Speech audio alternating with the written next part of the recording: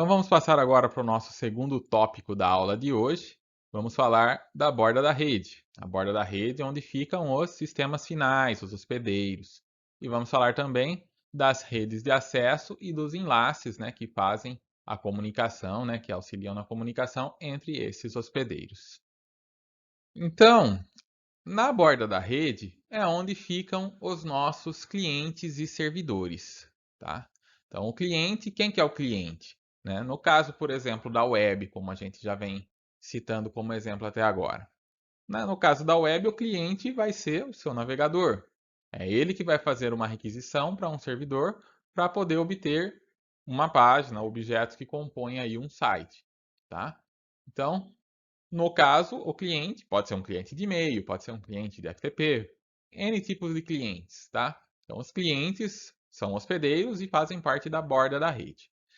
Os servidores também fazem parte da borda da rede, tá? Então, numa borda nós temos, né, os clientes que podem estar lá no celular, no laptop, etc. Mas também estão na borda da rede os servidores que vão atender requisições, tá? Servidores web, servidores FTP e etc. Tá? Enquanto que os clientes eles podem ser, inclusive, móveis, né? Você pode estar com o celular e andar com ele por aí, e acessar a rede a hora que você quiser. Os servidores, em geral, eles estão, né, estáticos em um data center, tá? Então, o servidor, tipicamente, ele vai ficar em um data center. Por que que ele vai ficar num data center? Eu não posso ter um servidor na minha casa? Posso configurar um servidor na minha casa e usar ele normalmente. Só que na minha casa, eu tenho um provedor que não garante que vai funcionar. É um provedor doméstico, pode falhar, pode deixar meu site fora do ar. Ah, eu posso ter problemas de energia elétrica, né? A energia elétrica pode ser interrompida. Eu tenho no break, mas ele não dura tanto tempo assim. Então, se é um serviço essencial, não dá muito certo eu ter ele na minha casa, né? Ele não vai funcionar bem um servidor, né? Eu vou ter muito problema de indisponibilidade, talvez, com um servidor que eu tenha hospedado na minha casa, ou no escritório, num lugar que não seja apropriado, que não tenha uma infraestrutura apropriada. E também não vai escalar bem, né? Se de repente eu precisar aumentar esse serviço, colocar vários servidores, eu vou colocar um rack lá num canto da minha casa, vai ficar complicado. Então, servidores, tipicamente, eles ficam em lugares apropriados para isso. Um data center, que é um lugar que tem conexão de internet redundante, energia, geradores, tudo que for necessário para que esse serviço fique disponível a maior parte do tempo possível, né? De preferência que ele não caia nunca. É claro que isso, né, muitas vezes é impossível. Eventualmente pode ocorrer um problema mais grave e o serviço sair do ar. Mas o ideal, né, quando você coloca o serviço em um data center, a ideia é que, né, esse data center seja o mais seguro possível, às vezes com redundância, mais do que uma localização, para que você tenha o serviço de maneira ininterrupta, né? E aí temos então também as redes de acesso, os meios físicos, que são os enlaces que permitem essa comunicação, né? A comunicação entre clientes e servidores é feita através dos enlaces. Podem ser enlaces com fio, com fibra ótica, com cabo de cobre, né? Ah, cabos de rede, cabos Ethernet que a gente usa no dia a dia, né? Cabos de par trançado. E pode ser a comunicação sem fio através da rede da telefonia celular, né? GSM, 4G e tudo mais, ou pode ser por Wi-Fi, né? Então temos formas de comunicação com e sem fio através desses enlaces, né? E o que é o núcleo da rede, né? No núcleo da rede nós temos daí os roteadores interconectados, que formam aí essa rede de redes. Então, né, eles são o núcleo da rede porque eles por si só, eles não estão executando nenhuma aplicação que vai ser diretamente útil ali para o usuário, né? O que eu uso diretamente é o navegador, né? Eu vou acessar o servidor, o meio do caminho aqui, muitas vezes eu nem sei muito bem o que está acontecendo, não sei por onde a minha conexão está passando, até chegar lá no servidor e voltar a informação para mim. Mas é muito importante aqui o núcleo. Se não tiver o núcleo, se não tiver esses roteadores interconectados, a minha conexão não vai acontecer. Então, o núcleo da rede também tem uma importância fundamental. Mas nós observamos, né, claramente que existe essa divisão, né, entre o que está na borda, né, que é aquilo que usa efetivamente aí o serviço e o que está aqui no meio para poder permitir que o serviço seja fornecido. E como que nós fazemos então para conectar os nossos laptops, os nossos celulares à rede maior? Como que nós fazemos para acessar aqui esse roteador de borda, que é o que vai nos fornecer acesso ao restante da rede, né? Para isso existem então as redes de acesso residencial, os provedores que fornecem acesso à internet para a gente. E aí nós temos a nossa rede doméstica, muitas vezes, né? Temos lá o nosso roteador doméstico com Wi-Fi, com Ethernet, que nós podemos usar para acessar. Quando nós estamos na universidade, nós temos a rede de acesso institucional, né? Então, a rede institucional ela, está presente em escolas, em empresas e etc. E aí, então, você chega lá com o seu laptop ou com o seu celular e você consegue acessar lá os roteadores Wi-Fi ou mesmo a rede cabeada da empresa, da universidade. Tá? Então, você tem as redes de acesso institucionais também. E por fim, nós temos as redes de acesso móvel. Tá? As redes de acesso móvel são aquelas que nós acessamos quando nós estamos em movimento. Né? Quando você tem um celular que você pode estar dentro de um ônibus, indo de uma cidade para outra e usando lá a conexão normalmente, muitas vezes sem interrupção. Né? Se tiver uma boa cobertura, você consegue ir de um lugar para o outro sem perder a conexão daquele serviço que você está usando. Isso então você faz através das redes de acesso móvel, né? Como no slide anterior falei, né, os servidores em geral eles são fixos, eles estão lá num data center e eles não podem ser desligados nunca. Mas o cliente ele é intermitente, né? Você tira o celular do bolso, consulta alguma coisa e guarda. Então o cliente não precisa ficar, né, acessando a rede o tempo todo. Então, eventualmente, você vai de um lugar para o outro, desconecta da rede residencial, conecta na institucional, sai da institucional, a hora que você sai do alcance ali né, você está indo embora da universidade, perdeu o alcance do Wi-Fi, automaticamente o celular ali vai conectar, o smartphone vai conectar com a rede de acesso móvel da operadora de telefonia. Então, tudo isso é possível através dessas diferentes redes de acesso que nós utilizamos no dia a dia. E o que tem de importante, né? O que faz diferença quando você vai usar uma rede de acesso, né? São muitos fatores, mas um dos mais importantes é a largura de banda, né? Então, de repente, um serviço que você está acessando ali no Wi-Fi, a hora que você passa para o acesso móvel, de repente ele se torna inviável, porque vai ficar muito lento, ou porque você tem uma limitação de dados, né? Ou da própria largura de banda, que é muito menor. Então, esse tipo de coisa faz diferença, né? Por isso que quando você vai contratar um plano de internet, eles mostram lá para você, tem de 30 mega, de 100 mega, de 200 mega. O que é esse mega aí que eles estão, né? Que eles não explicam muito bem na propaganda, mas isso nada mais é do que a largura de banda, né? Em geral, eles vão te informar a largura de banda de download, né? De downstream, que é o que normalmente o usuário doméstico ali usa. Ele vai consumir coisas, né? Assistir um filme, baixar alguma coisa na internet. Então, isso é o downstream, é o que mais interessa. Mas também é importante o upstream, né? Quando você vai enviar alguma coisa, né? Se você vai fazer uma transmissão na internet ou alguma coisa do tipo, aí faz diferença o upstream. E tudo isso, então, o que é esse downstream, esse upstream? A largura de banda é o que vai definir, né? Quanto dado você, né? Quantos bits por segundo você consegue enviar ou receber através dessa rede. Muitas vezes, né? A largura de banda é diferente para enviar e para receber. No caso de provedores domésticos, em geral, ela é maior para receber do que para enviar, porque o uso doméstico mais comum é a gente mais recebe do que envia realmente, né? Então, é assim que normalmente os provedores trabalham, tá? Então, largura de banda é algo muito importante, porque é o que vai definir o quão bem você vai usar um determinado serviço e mesmo se é possível usar aquele serviço. Outra coisa que é bom ter em mente é a questão do acesso compartilhado ou dedicado, né? Então, muitas vezes, se você tem um acesso de alta largura de banda, mas ele é compartilhado e tem muita gente usando, aí pode ser que vai ficar lento para você da mesma forma. Você vai ter uma largura de banda para você menor, né? Então, se a gente for pensar, Na universidade tem um link de 400 mega. Ah, é bem rápido. Mas é um link de 400 mega para todos os alunos, todos os funcionários. Então, se todo mundo resolver usar ao mesmo tempo, vai ficar pouca largura de banda para cada um, né? Por quê? Porque é um acesso compartilhado. Então, você está lá usando Wi-Fi, o Wi-Fi ele já é tipicamente compartilhado, né? Porque você tem lá o espectro das ondas de rádio que ele usa e ele não pode sair daquela faixa. Então, quando um está transmitindo, o outro não pode transmitir ao mesmo tempo. Vai ficar limitado, né? Então, é um tipo de acesso compartilhado. Por outro lado, você tem acessos que são dedicados, né?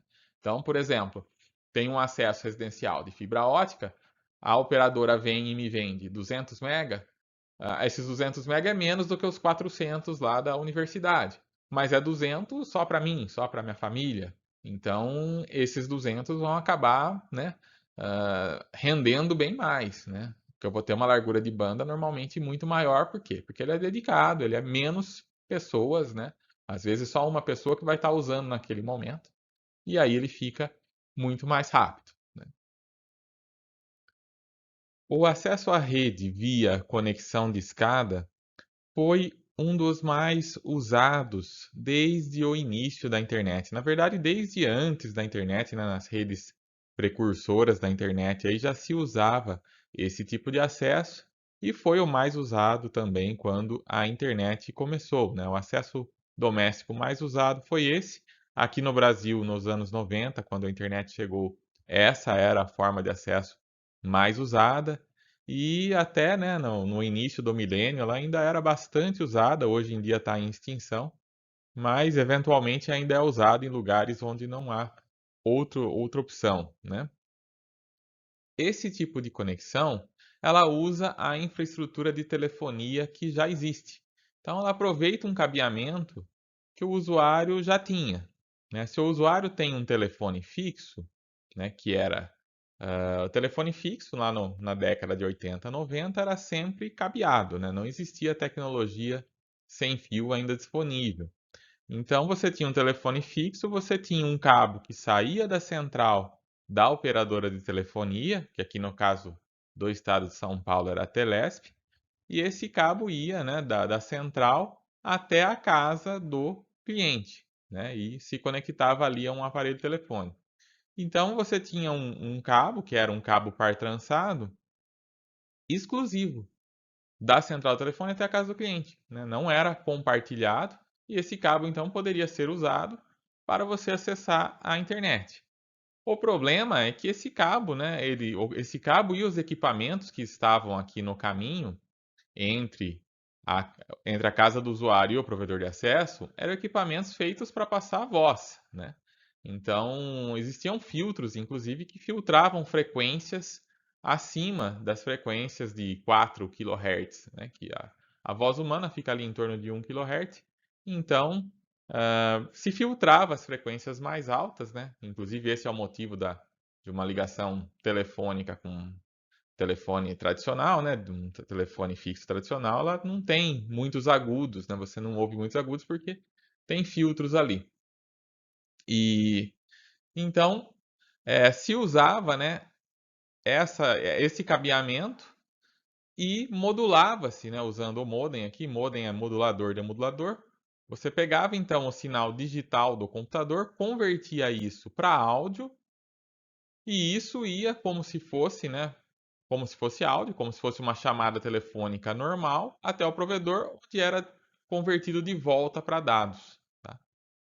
Então você tinha uma conexão que era como se fosse você fazia como se fosse uma chamada telefônica normal, né? Em vez de discar lá com o telefone para alguém, né, para com quem você queria falar, você usava o modem do computador para fazer essa ligação para o número de telefone do provedor e fazia essa conexão, pagava a ligação da mesma forma que uma chamada normal, uma chamada, se fosse local, né, se tivesse um provedor na cidade, seria uma chamada local, pagaria os pulsos. Muita gente esperava, né, final de semana ou depois da meia-noite para poder pagar pulso único, porque as operadoras, a operadora, no caso, né, só tinha uma, ela cobrava um valor diferenciado, né, usava um único pulso na ligação quando você ligava no horário da madrugada ou nos finais de semana, no sábado a partir das 2 da tarde. E nos dias úteis e no horário fora desse horário especial, você tinha que pagar um pulso a cada 4 minutos. Acabava ficando mais caro, porque além de pagar o provedor, você tinha que pagar essas ligações. Para quem não tinha um provedor na cidade, era ainda pior, porque tinha que pagar uma ligação interurbana para poder acessar a internet. E qual que era a vazão que se conseguia, né? Então, era bem pouco. Era no início, né? Começou-se com 2 kbps e foi aumentando, 4, 8, à medida que foram criando novos protocolos, né, que aproveitavam melhor essa pequena faixa do espectro que podia ser usada, né? E só se podia usar aqui a faixa, né, audível aí até 4 kHz. Chegou-se então até por volta, né, até 33,6 kbps, conseguiu-se chegar dessa forma aqui, tá? Fazendo a conexão toda analógica entre o PC do usuário e o provedor. Depois saiu um protocolo novo, né, o V.90, que permitia obter até 56 kbps no download, no downstream. E depois saiu o V92, que permitia até 48 no upstream. Tá? kbps, kilobits por segundo. Tá? Bem lento para os padrões atuais, mas era o que tinha. E ainda assim, 56 só foi possível quando as operadoras começaram a usar centrais digitais aqui, e aí ela já usava, ela colocava um modem aqui, tá? Quando chegou nesse ponto, o provedor passou a alugar a infraestrutura da rede para deixar o modem aqui, e aí daqui para cá era tudo digital. Então assim era possível 56K, né? Quando era tudo analógico, esse caminho, o máximo que se chegava era 33,6, dependendo, claro, da distância, né, entre a casa do usuário e o provedor e das condições da linha, né? Se a linha tivesse boa, não tivesse interferência, né? Linha não fosse muito antiga, muitas emendas, uma série de coisas poderiam influenciar nessa vazão aqui, né? No quanto você conseguia na sua conexão. E um inconveniente desse tipo de conexão é que o telefone era usado, né? Então você não podia fazer ligações enquanto estava usando a internet, né? Se alguém te ligasse durante o uso da internet, ia ouvir o sinal de ocupado. Se alguém pegasse o telefone, uma extensão para fazer uma ligação, ia ouvir lá o barulhinho dos modems conversando, né? E ouvir um ruído que, na verdade, era os dados ali codificados em áudio que estavam sendo transmitidos. Então aqui temos um exemplo, né, de placa de fax modem. Então essa era a plaquinha que você instalava no computador para poder acessar a internet, né? Então essa é uma plaquinha. A primeira placa que eu tive foi exatamente uma dessas, tá? Uma placa de fax modem da US Robotics. Usava o barramento ISA, né, que era o barramento que se usava na época. Não existia PCI ainda, nem muito menos PCI Express, né? Aqui se usava o padrão ISA e você encaixava essa plaquinha lá e daí você podia usar o modem para acessar a internet. É fax modem porque ele também servia para enviar fax. Se você quisesse enviar ou receber um fax, você podia usar essa plaquinha e receber, enviar o fax ou receber o fax pelo seu computador. E a US Robotics era uma marca bastante respeitada, né, no segmento de fax modem na época. Essa marca depois ela foi adquirida pela Tricon e posteriormente a Tricon foi adquirida pela HP, né? Então hoje a gente não ouve mais falar dela porque ela acabou sendo incorporada, mas era uma placa muito boa que cuidava de toda a parte, né, de modulação e demodulação para poder enviar aí os dados e enviar e receber os dados pela internet, né, usando a internet. Tem até um alto-falante aqui porque você podia ouvir aqui, né, o que estava o sinal, né, os seus dados codificados para áudio, você podia ouvir por esse alto-falante. Tipicamente, esse alto-falante ficava ativado só durante o handshake, né, a troca de informações entre os dois modems até realizar a conexão. E depois desligava, claro, porque ninguém queria ficar ouvindo barulhinho o tempo todo. Mas no momento da conexão, em geral, a gente deixava isso habilitado porque Quem usava muito isso até se acostumava a entender possíveis defeitos aí que iam acontecer na ligação. Você até percebia se a conexão ia ficar mais lenta, né? Se ia conectar numa taxa mais baixa, só pelos tons aqui que você ouvia nesse alto-falante, tá? Então esse é um modelo interno, tá? Inclusive os modems serviam não apenas para conectar a internet, mas você podia conectar um modem em outro, tá? Então, por exemplo, uma empresa que tivesse uma filial, ela poderia conectar a central na filial, bastando ter uma linha telefônica aí em cada uma e, e o modem de cada lado, e aí você conseguia montar uma rede ali e fazer a conexão entre as duas, tá? Servia para jogos também. Você podia, né, ligar pro telefone de um amigo que tivesse também lá um modem e fazer a conexão no jogo e jogar, né? Não existia jogo online ainda, né? A internet ainda estava no começo, mas você tinha jogos que poderiam se conectar via modem uns aos outros e aí você conseguia jogar com outra pessoa através dessa rede que era formada ali naquele instante. Aqui embaixo nós temos um modem externo, também da US Robotics, também de 33,6. Em 97 eu fui estagiário em um provedor de acesso. E o que existia lá no provedor de acesso era uma série de modems exatamente desse modelo aqui, tá? Tinha lá um rackzinho com 15 desses modems, todos conectados via porta serial em um servidor Linux Slackware. Então, os clientes ligavam lá no número do provedor e um número principal, né, que era redirecionado para o número de algum desses modems que estivesse livre, né? Se tivesse livre, que às vezes estavam todos ocupados. E aquele que tivesse livre atendia ali a chamada do cliente e ele ficava, né, usando a internet através de um modem desse, né, um na casa dele e um no provedor, até ele desconectar, tá? Depois aumentou isso para 30 modems, né?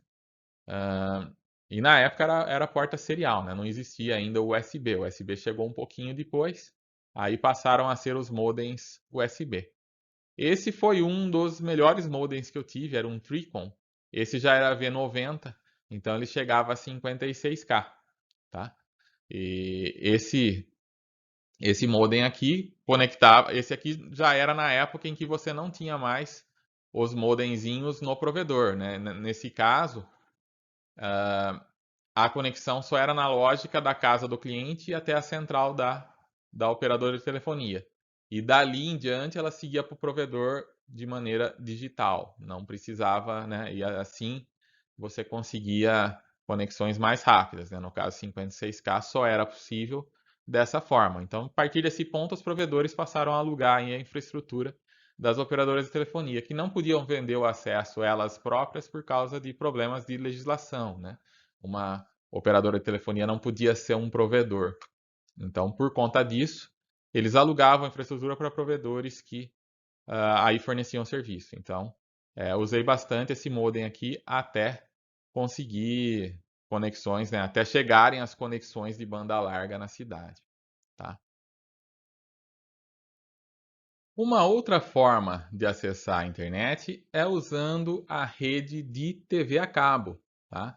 Então, primeiro vamos entender como é que surgiu aí a TV a cabo, né? Nos Estados Unidos, haviam algumas regiões em que a TV aberta, a TV VHF, o HF não pegava muito bem, tá? Regiões montanhosas, né? Então, quem morava lá na região de vale acabava não recebendo um sinal de TV muito bom. E aí, assim, alguém teve a ideia de colocar uma antena no topo de uma montanha, de um morro ali da região, e levar um cabo dessa antena até a casa das pessoas, a casa dos possíveis clientes aí. E com isso, né, eles conseguiam entregar um sinal de TV melhor, tá? Eles conseguiam, então, mediante aí o recebimento de uma taxa, entregar para esses clientes os canais abertos, tá?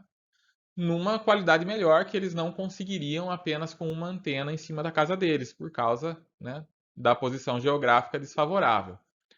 Bom, uma vez que era possível ganhar dinheiro dessa forma, eles pensaram, puxa vida, né, as emissoras de TV, né, puxa vida, se estão pagando para receber o sinal, por que que nós não fazemos uma programação diferenciada e vendemos canais aí, mais canais para esses clientes que estão dispostos a pagar por isso, né? E assim foram surgindo canais especializados, os canais de TV paga, tá? Canais que têm menos propaganda, né, ou não têm propaganda e são pagos aí pelos clientes para que possam ser assistidos. E usando o cabo, você também tem uma faixa de frequências maior, né? VHF e UHF tinha uma quantidade limitada de canais, né, que poderiam ser distribuídos ali no espectro. No caso, 12 canais em VHF, mais 56 canais em UHF. E assim era possível, né? Você no cabo você conseguia pôr muito mais do que isso e sem interferências e tudo mais. Então passou a ser um bom negócio a TV a cabo.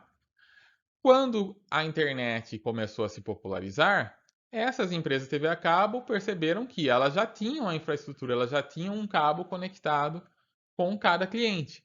Então elas poderiam usar esse mesmo cabo para transmitir o sinal de internet, tá? E foi assim que foi feito. Então as operadoras de TV a cabo passaram a vender também a internet e os canais ali de TV e a internet iam juntos no mesmo cabo. E o mesmo cabo também era usado para o upload, as frequências mais baixas eram usadas para upload. Isso é diferente, tá, do ADSL no sentido de que o cabo da TV a cabo é compartilhado, tá?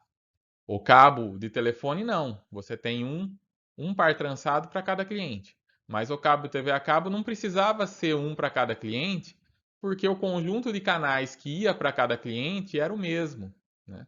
Então, se tem dois clientes assistindo o mesmo canal, não tem por que você enviar duas vezes esse canal. Você envia, né, no mesmo cabo o sinal para todo mundo.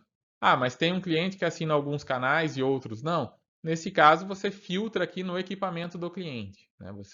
Antigamente era um filtro, né, um filtro analógico, até que filtrava algumas frequências, mas hoje o que se usa, né, são aparelhos digitais que conseguem ver se você tem, ele só vai decodificar o sinal daquele canal que você assina. Se você não assina, ele não vai decodificar, né? O aparelho já funciona lá acessando os servidores, né? Recebendo o sinal dos servidores da operadora para saber o que, que ele pode e o que não pode decodificar. Então, por ser um acesso compartilhado, ele a taxa máxima de que você consegue atingir, ela é compartilhada entre né, os vizinhos aqui que estão usando o mesmo segmento de cabo. Então, a taxa máxima que esse sujeito consegue atingir vai depender de os vizinhos deles estarem ou não usando a rede naquele mesmo momento. Então, nesse caso, é um acesso compartilhado e a operadora tem que tomar o cuidado de não oferecer planos que depois ela não consiga atender, né, nos horários de pico em que todo mundo está usando ao mesmo tempo. Então, isso às vezes acontece e, naturalmente, vai gerar reclamação por parte dos clientes. O que se usa hoje, né? Então, à medida que as velocidades de internet foram aumentando e cada vez as pessoas queriam planos mais rápidos, foi necessário ir segmentando cada vez mais esses cabos. Então, hoje o que se tem é um híbrido de fibra e cabo. Você vai com o cabo até a casa do cliente, né, o que a gente chama de última milha, né? Então, o cliente ele recebe a conexão por um cabo de cobre, um cabo de TV, né? Um cabo similar aí ao cabo de antena de TV, um cabo coaxial, né? Com um núcleo metálico e uma malha em volta. Esse é o cabo que daí chega em um splitter similar é o que se usa na, na telefonia, né? Um aparelho com funcionalidade similar, né? O aparelho é diferente, mas a funcionalidade é a mesma. Ele filtra aqui, ele separa aqui o sinal de TV para as TVs e o sinal de internet para o modem a cabo que está conectado aos computadores, tá? Então, durante muito tempo, né, os canais de TV vinham de maneira analógica, né? E a internet digitalmente no mesmo cabo. Hoje, como a TV já é toda digital, né? Todas as operadoras já migraram os seus canais analógicos para digital, né? Até mesmo antes da TV aberta migrar para digital. Então, em geral, hoje já é tudo digital. Os cabos, os canais de TV também vêm digitalmente. Em alguns casos, eles vêm inclusive pelo protocolo IP. Então, hoje já não é toda operadora que ainda tem essa divisão, né? Algumas já usam só uma rede de dados, enquanto outras ainda têm os canais em uma rede separada. E aí você tem, né, um equipamento que vai, né, juntar aqui o sinal desse cabo com a internet, né, ou com a rede de canais da operadora. Então, em geral, essa parte aqui é cabo coaxial e daqui para frente você já usa fibra, né? Então, a rede principal da operadora é fibra, mas a última milha, a que chega para o cliente, ainda é com cabos analógicos. Então, isso a gente chama de HFC, tá? Esse protocolo, o Hybrid Fiber Coax, né? Um híbrido de fibra e cabo coaxial. Ele é assimétrico porque é voltado para consumidor. O consumidor normalmente faz mais download do que upload. Então, você tem uma taxa maior para downstream do que para upstream. Você consegue compartilhadamente, né? 42,8 para downstream e 30,7 para upstream com padrão DOCSIS 2.0. Quem usa isso aqui na nossa região é a NET, né? A NET usava DOCSIS 2.0 até por volta de 2013 e agora eles usam DOCSIS 3.0, tá? Que é um padrão 2006, eles adotaram em 2013. Com esse padrão você consegue até 1 GB de downstream e 200 MB de upstream, tá? Não tem informação se eles já usam o 4.0, né? Surgiu em 2017. Esse introduz suporte à simetria até 10 GB. Tá? Claro que isso é compartilhado por todo mundo que está no mesmo cabo. Então, pode ser que, né, nos horários de pico você nunca vai conseguir o máximo, porque você está dividindo com os demais. Então, essa é uma forma de acesso à internet bastante comum. A NET, pelo menos aqui, né, no estado de São Paulo, ainda investe bastante nessa tecnologia, está implementando ainda esse tipo de rede em novos bairros, em novos lugares. Então, ainda, né, apesar da fibra estar cada vez mais predominante, esse tipo de acesso ainda é bastante utilizado, não só aqui no Brasil, como também em outros países, inclusive países de primeiro mundo.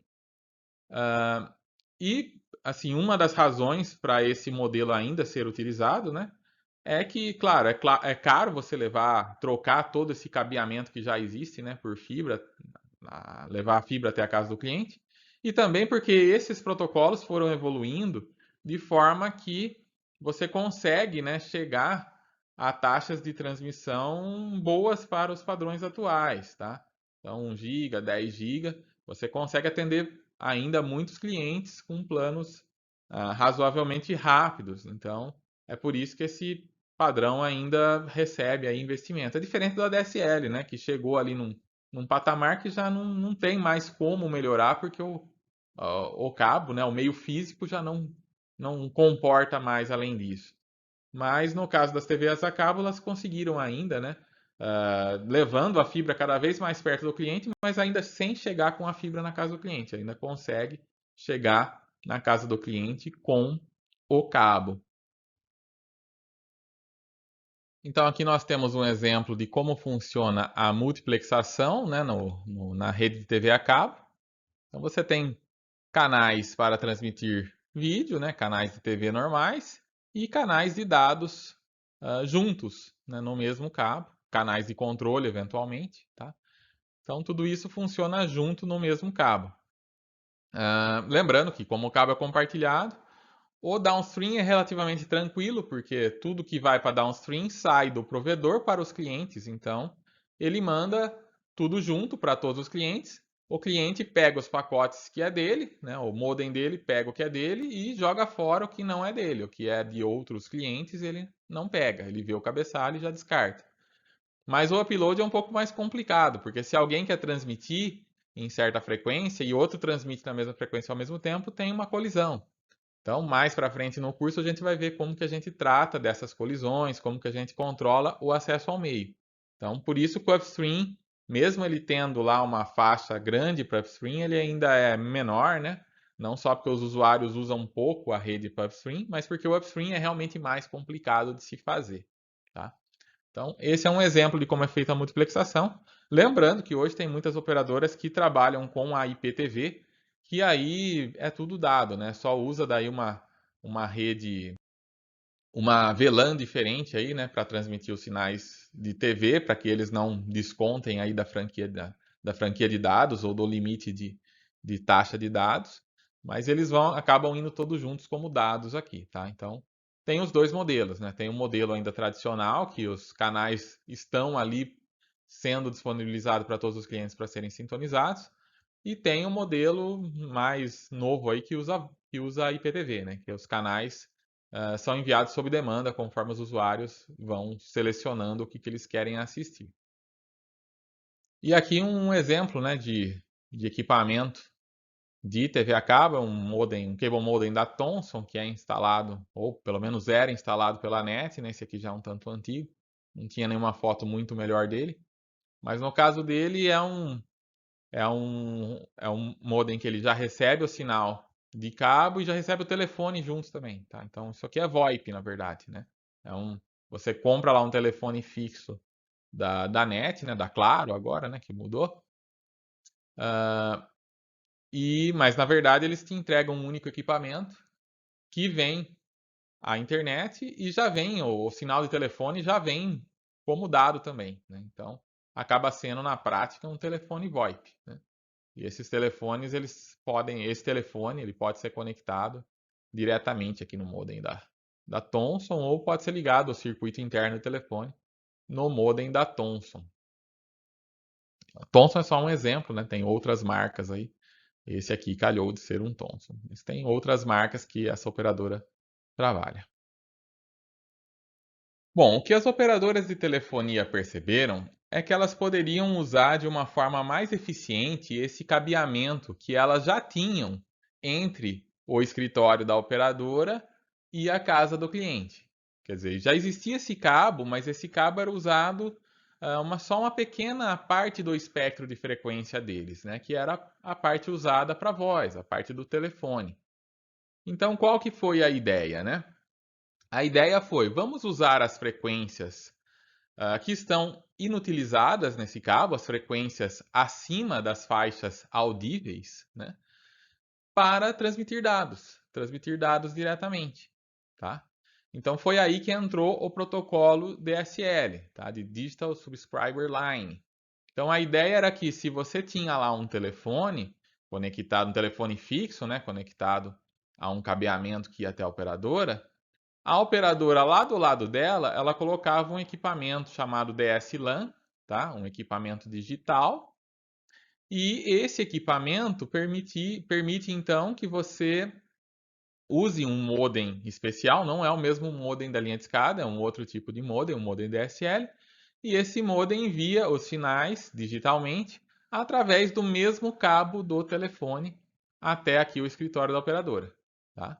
E da operadora para ele, né? Nos dois sentidos funciona. Também é um acesso dedicado, porque tem um cabo para cada cliente. E daqui, né, depois do escritório da operadora, ela pode, né, conectar isso à internet da maneira que ela quiser, com fibra, com o que for. Mas o acesso com o cliente aqui usando o mesmo cabo do telefone. Inclusive, poderia, né, nesse caso, você consegue usar o telefone e a internet ao mesmo tempo, porque eles estão funcionando em frequências diferentes, né? Que frequências, né? O telefone ele funciona lá nas frequências audíveis, de 0 até 4 kHz. Na verdade, as frequências audíveis vão até 15, 20 kHz, né? Mas, como tem aqueles filtros que eles usam, né, no sistema de telefonia, então 0 a 4 kHz. Os dados de upload vão de 26 a 138 kHz e os dados de download, né, de downstream, vão de 138 até possivelmente 2.200 kHz.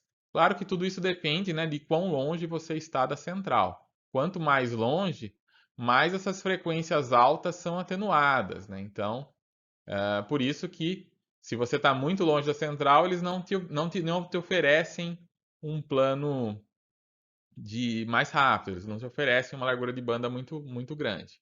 Eles vão te oferecer apenas o que ou que chega até você, né? Dependendo da distância em que você está e da tecnologia que eles estão usando, né? Então, para que o telefone não cause interferência no modem, em geral usa-se um splitter que ele só deixa passar aqui para o telefone as frequências baixas, tá? E filtra as altas. Então, mesmo que o telefone insira algum ruído aqui, ele não vai atrapalhar na transmissão de dados. Se você tiver mais telefones, você pode, né, conectá-los sempre todos depois do splitter, ou usar um outro aparelhinho que chama microfiltro, que daí também vai filtrar essas frequências altas para não atrapalhar a transmissão de dados. Então, nesse caso, então, voz e dados são transmitidos na mesma linha dedicada até a central, só que com frequências diferentes, tá? Então, a operadora se aproveitou aqui de já ter esse cabeamento, né, e não precisar investir nessa infraestrutura aqui. Ela só precisou investir no DSLAN, né, e na rede, claro, na rede interna dela. Mas até a casa do cliente ela não precisou investir nada, né, porque o cabeamento já existia. Então, usando esse tipo de tecnologia, você consegue, né, aqui no DSLAN você separa daí, né, os dados são enviados para a rede de internet, né, a rede de dados, e a parte de voz é enviada para a rede de voz, né, para a rede de voz que já existia antes, né, para a rede de voz tradicional. Quanto que eu consigo de taxa de transmissão com essa tecnologia? Com a DSL 2+, que é a última versão, né, do ADSL, lançada em 2008, o ADSL 2+, anexo M, foi lançado em 2008. Com essa última versão, você consegue até 3,5 MB de upstream e até 24 MB de downstream, tá? Tipicamente, os provedores vendem abaixo disso, porque isso aqui, para conseguir os 24, você teria que estar muito, muito perto da central e poucos clientes conseguiriam. Então, na prática, pelo menos aqui no estado de São Paulo, né, que era a Telefônica que vendia esse serviço com o nome de Speed, depois que se transformou em Vivo, passou a se chamar Vivo Internet Fixa. Esse serviço ainda existe, né, mas a Vivo já não investe mais nele. Então, assim, onde tem, ainda você pode usar, você pode até assinar, mas onde não tem, não vai chegar mais, porque hoje eles investem apenas em fibra. Mas onde esse serviço chegou, ele ainda pode ser usado. Em alguns lugares é a única opção, tá? Não só no Brasil, em outros países ainda tem muitos lugares, mesmo em países de primeiro mundo, ainda existem muitos lugares onde o ADSL é a única opção, ainda não existe fibra à disposição, tá? Então a DSL ainda é muito usada, apesar de já ser uma tecnologia relativamente antiga. O que foi vendido aqui pela Telefônica com Speed foi até 10 MB mesmo, né, de downstream, e o upstream até 600K, tá? Eles até colocam 1 MB na propaganda, mas não chega, é 600K mesmo, o máximo que eles entregam, tá? Então, essa é uma tecnologia que foi muito usada, né? Teve um pico lá na década passada e agora ela ainda é usada onde, né, onde não chega a algo melhor, ela ainda é bastante usada. Mas, né, está sendo substituída também em favor da fibra. E aqui eu separei alguns equipamentos ADSL do meu acervo pessoal aqui para mostrar para vocês, tá? Esse é um splitter ADSL, tá? Então, esse é aquele aparelhinho que você conecta do outro lado aqui tem um conector. Você coloca aqui a linha do jeito que ela chega da operadora de telefonia. E aí aqui você tem dois conectores, um para você ligar ao seu computador e outro para você ligar ao seu telefone, tá? Então aqui essa saída é filtrada, tá? Aqui só passa a faixa audível, a faixa de voz que o telefone usa. Então não tem como o telefone causar interferência na parte de dados que vai ser usada pelo computador que está aqui, tá? Então aqui é um cabinho que vai, na verdade aqui é um cabinho de telefone ainda que vai até o modem que depois vai ser ligado no computador. Aqui tem um exemplo de modem. Esse é um modem ADSL 2+, tá? Da TP-Link. É um dos mais já usa o padrão mais moderno da ADSL, né? Então, e esse aqui é um caso que já inclui também Wi-Fi e roteador, por isso que ele tem antenas aqui, tá? Mas então esse equipamento, ele serve para acessar então a DSL, tá? Usei bastante esse equipamento aqui na época que eu tinha um ADSL. Esse também é um equipamento, um modem ADSL, também é do padrão 2+. Ele é um Datacom DM2270. Esse é o que era fornecido pela Vivo, né? Esse aqui eu comprei à parte, mas esse aqui era fornecido pela Vivo. Também tem função de roteador Wi-Fi. E esse aqui é um dos primeiros que eu tive com ADSL, é um D-Link DSL 500G. Esse ainda é o padrão ADSL mais antigo, né? Não é o padrão mais recente. E era um dos que, na época, a Telefônica fornecia também, né? Você podia comprar ele à parte, mas também era fornecido, para você poder acessar a internet via ADSL. Tá? Uma outra forma de acesso à rede que acabou sendo muito popular aqui no Brasil, os livros da nossa literatura quase não falam disso, porque talvez não seja algo tão comum, né, nos países de primeiro mundo que tinham tecnologias melhores, como a DSL e o próprio Cable Modem. Tá? A DSL é muito comum na Europa, na Austrália, e os Cable Modem, né, TV a cabo, mais popular na América do Norte, Estados Unidos e tal. Aqui no Brasil não era nenhum dos dois tão difundido, né? O próprio ADSL não recebeu tanto investimento, ele acabou chegando em cidades maiores, mas em bairros maiores, mas acabou não chegando em todas as cidades, em todos os bairros. A TV a cabo também nunca atendeu todas as regiões do Brasil, né? Também ficou sempre restrito a algumas cidades, regiões centrais. Então tinha muito espaço que não era coberto nem por cabo, né? Até hoje, né? Muito espaço que não é coberto nem por ADSL nem por cabo. Então aí os provedores começaram a surgir os provedores que usam a tecnologia de rádio. Esse rádio é as mesmas frequências que usam o rádio Wi-Fi, mesma tecnologia que usa o Wi-Fi, tá? Então, essa família de protocolos I3E 802.11, que é o Wi-Fi, ela foi pensada para uso interno, né? Você tem lá um roteador em torno de 30, 50 metros, 100 metros, dependendo dos obstáculos, você consegue fazer a conexão de rede com ele. Mas você consegue usar o Wi-Fi também externamente. Se você coloca uma antena externa direcional, você consegue chegar a alguns quilômetros até de distância usando essa tecnologia, tá? Sem precisar exceder a potência máxima que você pode usar com ele, tá? Porque essas faixas de 2,4 e 5 GHz, elas não são regulamentadas, você não são regulamentadas no sentido de que você não precisa de uma licença para transmitir nela. Não são como as outras que você tem que ter uma autorização da Anatel para usar. Aqui não, se você tem um equipamento homologado, você pode, né? Você compra um roteador Wi-Fi e usa. Ninguém precisa te autorizar ao deixar você usar esse tipo de equipamento. Então, os provedores eles podem usar esses equipamentos, mas tem um limite de potência. E aí, para poder não ultrapassar esse limite de potência e chegar longe, você precisa ter uma antena externa, de preferência direcionada, né? Ela emite as ondas só numa direção e não omnidirecional, né? Não em todas as direções. E, além disso, precisa ter visada. Quer dizer, não pode ter nada no caminho. Se tiver um prédio no caminho, uma árvore, esse sinal já não chega. Mas, então, esse tipo de solução acabou sendo muito usada, até hoje é muito usada no Brasil. Você tem lá um provedor que instala, então, antenas em regiões próximas do cliente, em lugares altos de preferência, né, em prédios ou em torres.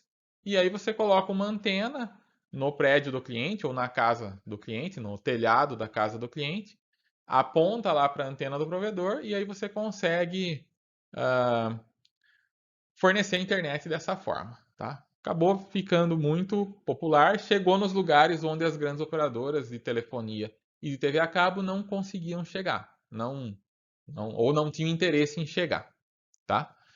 E qual que é a largura de banda que você consegue com isso? Tipicamente abaixo dos 5 MB, tá? Então tem muita interferência, né?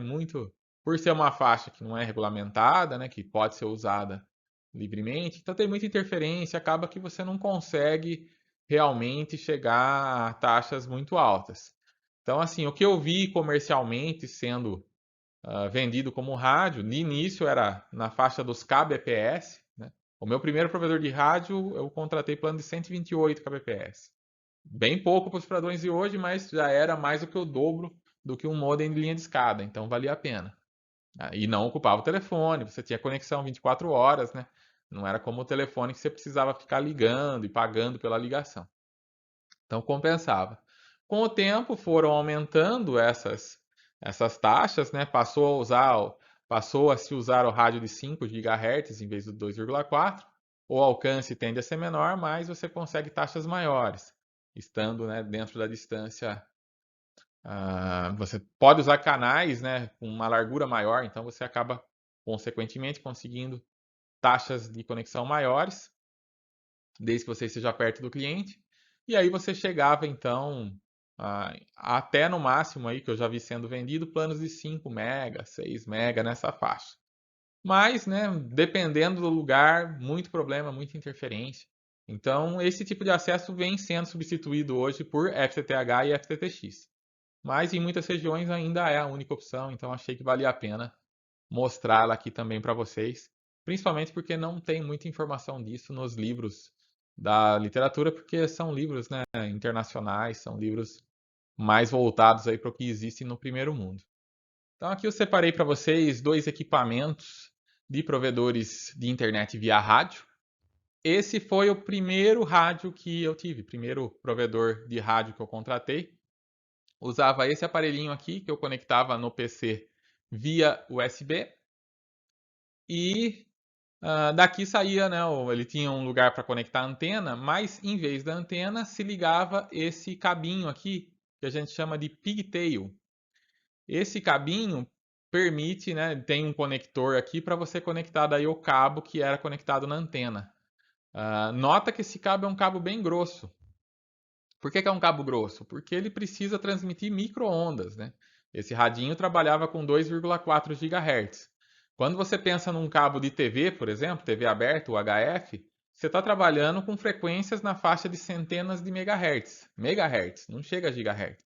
Então não precisa ser um cabo tão grosso porque, né, não atenua tanto as frequências mais baixas, né? As mais baixas entre aspas. O HF é Ultra High Frequency, né? Frequência ultra alta, mas não é tão alta quanto os 2,4 GHz, né, 2.400 MHz de um radinho desse. Então, por isso que para a TV você usa lá um cabinho coaxial um tanto mais fino. Esse já era um cabo bem grosso, por quê? Porque quanto maior for esse cabo, né, mais atenua as frequências. A antena está lá em cima da casa e esse sinal que chega na antena até ele chegar aqui no radinho, ele perde bastante. Então tem que ser um cabo bem grosso para perder o mínimo possível. E aí, então, você podia usar rádios tradicionais, né, equipamentos de Wi-Fi tradicional, só que em vez da anteninha pequena para uso interno, você conectava o tal do pigtail e colocava uma antena muito maior lá fora para receber o sinal. Tá? Então, com esse equipamentinho aqui, eu conseguia chegar a 128K, mas tinha planos de 256 e o equipamento tinha capacidade para chegar aí até quase 1 mega, tá? Quase 1 mega ele conseguia com antenas externas, tá? Então não era muita coisa, mas enfim, era o que tinha. E essa é a antena do último provedor de rádio que eu usei, tá? Esse ainda não é relativamente recente, até 2013, 2014 eu usei isso aqui. Então é um rádio, aqui no caso já é um rádio na faixa de 5 GB, tá? 5 GHz. E o rádio nesse caso ele está na própria antena, tá? Então para eliminar esse problema de você ter que usar um cabo grosso e tal, principalmente 5 GHz, né? Precisaria ser um cabo mais parrudo ainda para você levar isso daqui sem perda até o PC. Então em vez de ficar usando o rádio lá fora, né? O rádio dentro da casa, eles botaram o rádio para fora, botaram o rádio na própria antena. Então o sinal que é recebido aqui já vem direto para o rádio e aí ele já tem uma saída aqui que é uma saída Ethernet, tá? Ethernet que trabalha, claro, com frequências muito mais baixas usando um cabo, um Cat5e aqui. Tá? Então isso aqui é um Cat5e tradicional, um cabinho de rede, só com uma resistência a mais para aguentar ambiente externo, né? Intempérie, água, chuva. chuva, sol, né? Então, mas é um cabinho muito mais fino, né? Então, você recebia o sinal daqui. Esses equipamentos já são equipamentos Wi-Fi, mas já mais apropriado aí para uso externo, né? Para uso direcional. E aí, por essa anteninha, eu recebia aqui o sinal do provedor, que teoricamente chegaria a 5 MB, mas na maior parte do tempo chegava a 2, 3 por causa de interferência e todos aqueles problemas, né? Então, esse é um exemplo aí de equipamento. É o equipamento que se usa até hoje, aí os provedores que ainda atuam com rádio, né, costumam trabalhar com uma anteninha assim ou com algo similar a isso. E a forma de acesso à internet mais moderna aí, que está crescendo cada vez mais e que tende a se tornar o padrão definitivo, é a FTTH, tá? Que vem de Fiber to the Home. Então a ideia aqui é levar a fibra até a casa do cliente, né? É algo que, na verdade, já era possível desde lá os anos 90, claro, mas era muito caro, né? Era inviável você levar a fibra ótica até a casa do cliente. Com a redução nos preços, isso acabou, né? O preço da fibra e preço dos equipamentos de fibra, isso acabou se tornando viável. Então, hoje, cada vez mais cidades, cada vez mais bairros vêm sendo atendidos aí pela fibra ótica, tá? Tanto por parte de provedores menores, provedores que antes atendiam via rádio, que agora estão investindo na fibra, outros que estão entrando no mercado agora, quanto os grandes, né? Os grandes, no caso do estado de São Paulo, temos a Vivo, que está levando a rede de fibra cada vez para mais cidades. Rio Claro, de alguns anos para cá, passou a ser atendida. E tem os provedores menores também, né, que também já atuam de maneira mais regional, atuam em alguns bairros, algumas cidades. Então, esse tipo de acesso vai, aos poucos, se tornando aí um dos mais usados, tanto no primeiro mundo quanto em países aí em desenvolvimento, como é o caso do Brasil. Então, existem duas tecnologias que são concorrentes, a ON e a PON. A PON é de longe aí, acho que é a mais usada, né? Então aqui nós temos, pelo menos as que nós temos aqui na nossa região, os provedores, tanto a Vivo quanto os provedores regionais, usam uma tecnologia chamada GPON, que é a PON Gigabit, né? No caso do PON, cada casa tem um ONT, um, um Optical Network Terminator, né? Um terminador de rede óptico, que é um equipamento onde você liga a fibra e dali sai um cabo Ethernet, um cabo de rede tradicional para você ligar no seu roteador nos seus equipamentos. Muitas vezes o ONT já tem a função também de roteador, né? De Wi-Fi, enfim. Hoje em dia eles já estão fazendo equipamentos que já tentam atender todas as necessidades do cliente no aparelho só. Então essa fibra ela é dedicada da casa do cliente até um splitter que fica na vizinhança. Então, se você observar os postes na região ali, às vezes tem lá uma caixinha e ali tem então esse splitter, tá? E aí o cabo vai da casa do cliente até esse splitter, ele é exclusivo, mas dali em diante ele já vai, né, ser compartilhado com outros clientes. Então a fibra ela só é dedicada da casa do cliente até esse splitter, no caso da rede passiva, né?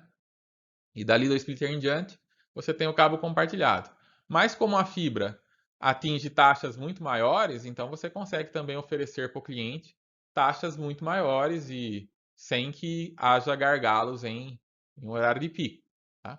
Então o splitter ele combina o sinal de várias casas, né? Tipicamente menos do que 100 casas, em uma única fibra que vai até o OLT, que é o Optical Line Terminator do provedor, tá? Então, a ideia é cada cliente com o seu ANT, um splitter aqui até chegar lá no OLT do lado do provedor e daí se conecta à internet maior. Então, aqui é dedicado, mas aqui é compartilhado, tá? Então, claro, o provedor também tem que ter o bom senso de não sair vendendo planos que, se todos os usuários aqui resolverem usar juntos, vão, né, saturar essa conexão e causar problemas, tá? Então, essa parte aqui é compartilhada. Então, o FTTH vem sendo cada vez mais adotado por grandes e pequenos provedores. A ideia é substituir o rádio e substituir o ADSL, tá? Então, os provedores de rádio, a maioria já está ou já migrou para fibra, tá? ADSL, no nosso caso, era Vivo. A Vivo já não investe mais em ADSL, apesar de ainda existir a rede. Ela investe em fibra e está chegando com fibra nos lugares onde antes tinha ADSL.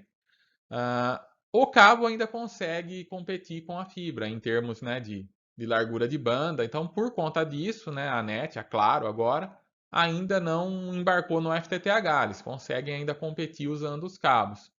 Mas a tendência, né, dos outros provedores, os de rádio ADSL, certamente é migrar aí para o FTTH, levar a fibra até a casa do cliente. Porque com isso, com o downstream e o upstream, você consegue chegar até, né, tipicamente aí 1 GB, né? A Vivo tem vendido até 300 MB, né? Tem vendido planos de até 300 MB. Outros provedores em outras regiões vendem planos com taxas até maiores, né? Mas você consegue chegar, né, com o GPON tradicional até, né, 1 GB, né, menor que 1 GB. O GPON, o Gigabit PON, permite até 2,5 GB. Tá? Em países de primeiro mundo, né, é até comum ter conexões em algumas cidades, né, em alguns lugares, conexões gigabit, às vezes até mais do que isso. Mas o típico ainda fica abaixo de 1 GB. A maioria das cidades, a maioria dos lugares, aonde a fibra chegou, vai ficar ainda abaixo disso, por enquanto, pelo menos.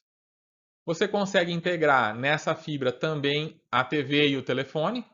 Então você não precisa mais levar um cabo separado para TV e para telefone, né? Você levando a fibra lá no ONT, você separa daí o telefone VoIP, que na verdade vai ser analógico só do ONT até o aparelho mesmo, porque depois disso ele é todo digital, né? Do ONT em diante ele é todo digital. E a TV também, né? TV também você pode passar ali um sinal. Ela só vai. Na verdade, o aparelho o decodificador já é digital também, então você pode chegar com o sinal digital do ONT pro decodificador e do decodificador para TV também, né? Via HDMI também já é digital, então praticamente já não tem mais sinal analógico aí na TV por assinatura, né? Chegando via fibra. Uma alternativa que foi usada, agora está sendo, acho que menos usada, mas foi bastante usada no início aí da implantação do FTTH, quando ainda era muito caro o preço do ONT. Então, para você não ter que levar um ONT na casa de cada cliente, né, que tem um custo maior, aí você, em vez disso, você usava um ONT, esse terminador de fibra, você usava ele num armário, num poste próximo da casa do cliente. E aí você leva cobre, né, um cabo de cobre até a casa do cliente. Então, a vantagem disso é que com um único equipamento óptico, você atende ali, digamos, 10 clientes com um cabo, tá? E aí isso é chamado genericamente de FTTX, né? Como o FTTH é fibra até a casa, o FTTX é fibra até o prédio, por exemplo, né? Você pode chegar no prédio com fibra, mas daí dentro do prédio você distribui com um cabo de cobre, tá? Para cada apartamento. Então isso é uma forma de fazer. Ou, no caso de casas, você leva até um poste próximo das casas e daí, para cada casa, você leva um cabo de cobre, tá? Então, essas são opções aí que tem um custo um pouco menor com o equipamento de fibra ótica, que é um equipamento caro. Mas com o barateamento aí dos equipamentos, dos ONT de fibra ótica, a tendência passa a ser de levar a fibra até a casa do cliente mesmo. Então aqui eu tenho um exemplo de ONT, tá? Esse é o ONT que eu uso atualmente, é um ONT que a Vivo fornece, ele é da ESCI. Nesse caso é um ONT que ele também faz a função de roteador de ponto de acesso, tá? Eu não uso particularmente, eu não uso o ponto de acesso dele, nem o roteador, porque eu tenho um roteador melhor para isso, um ponto de acesso com alcance maior. Então eu acabo usando ele só com a funcionalidade de terminador de fibra mesmo, tá? No modo bridge. Mas esse é um equipamento, então, que a Vivo está entregando para quem assina a fibra ótica deles, né? E esse equipamento, ele também faz a função de VoIP, né? Então, ele tem uma saída de telefone aqui onde você pode ligar um telefone e aí o sinal analógico do telefone vem só até o ONT e daqui por diante ele segue junto com o sinal da internet pela fibra ótica.